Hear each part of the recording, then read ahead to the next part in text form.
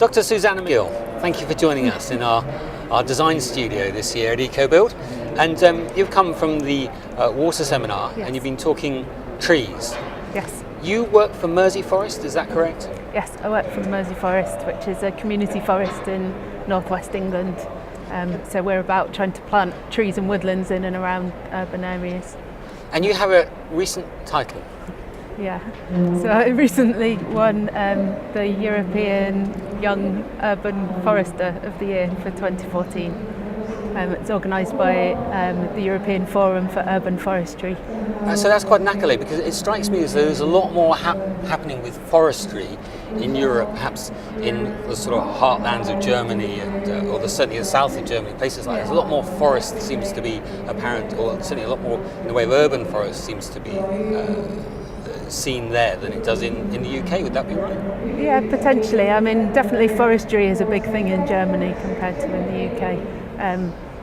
I think urban forestry is sort of an area that people don't necessarily understand. So, you know, it's all trees and woodlands within an urban area, but you might not necessarily conceive of that as a forest.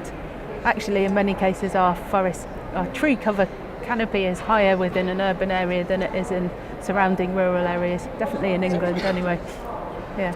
And what does it mean for Mersey Forest? What is Mersey Forest? What are you doing in Mersey Forest? So we're a community forest that was set up in the early 1990s with a goal to increase tree and woodland cover across this post-industrial landscape. It was meant to involve people in that process. So the idea wasn't planting trees because they're nice, it was planting trees to bring about social and economic benefits on the back of that tree planting, so regenerating the landscape through trees. The main thing was there was a lot of post-industrial land. Contaminated land, so there was a lot of work in the early days that was planting on these derelict sites and doing a lot of research into how the trees help to remediate that contaminated land.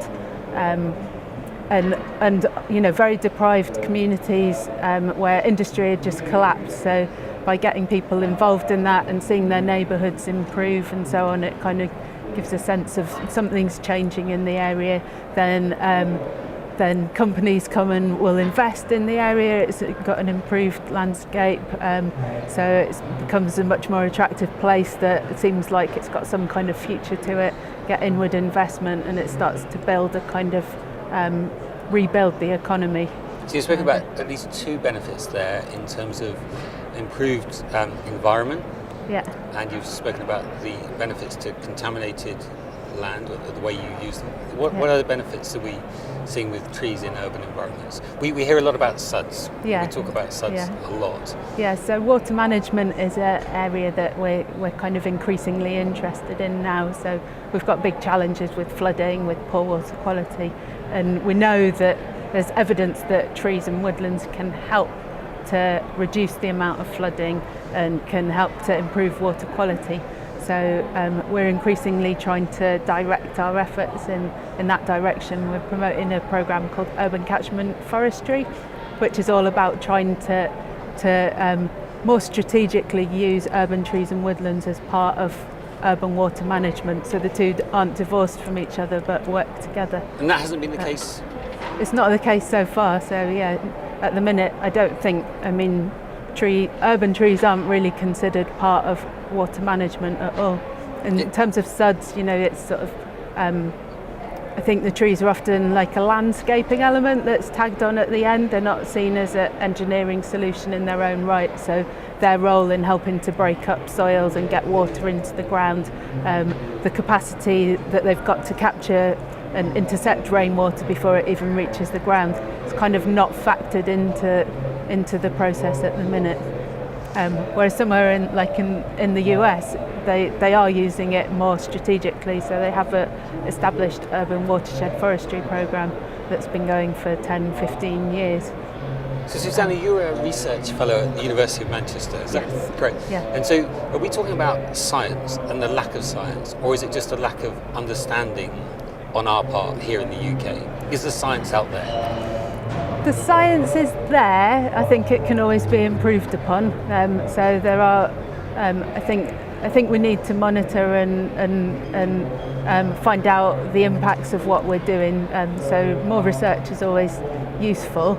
I think a lot of it comes down to just the way we've traditionally managed water and sort of breaking down kind of our silos, I guess, of how we work. So one person dealing with flooding issues, one person dealing with water quality issues, one person doing the tree planting. It's about trying to make those connections, and start to bring together what our shared interests are. And you've seen that happening? I think it's starting to happen. In Merseyside? We're starting to do it in Merseyside, but I think there's probably better examples from elsewhere. So there's a few cases in the UK where they are starting to use trees in this kind of way. Probably the best examples are still from overseas, so America. There's good examples from France, Lyon, where they're doing a lot of work with using trees as part of their water management policy, and they've been doing a lot of research on the back of that as well, to kind of make the case and be able to embed the case with the key decision makers and so on. Excellent. I'm intrigued to know your area of research. So my PhD originally was in the role of urban green spaces in helping us adapt to climate change. So specifically what they can do in terms of helping to moderate urban heat islands and reduce flooding. So I was doing a lot of modelling work in Greater Manchester on that, and looking at different scenarios of how changing levels of green cover and what impact that had on surface temperatures and volume of runoff. It'd be great to talk for hours about this subject, I have to confess, but we can't. And where can we look? Where can any interested viewer go to find out more about? So on the Mersey Forest website, we've got a project up called Urban Catchment Forestry. You can find it there. If you googled urban catchment forestry, you'd probably come up with that.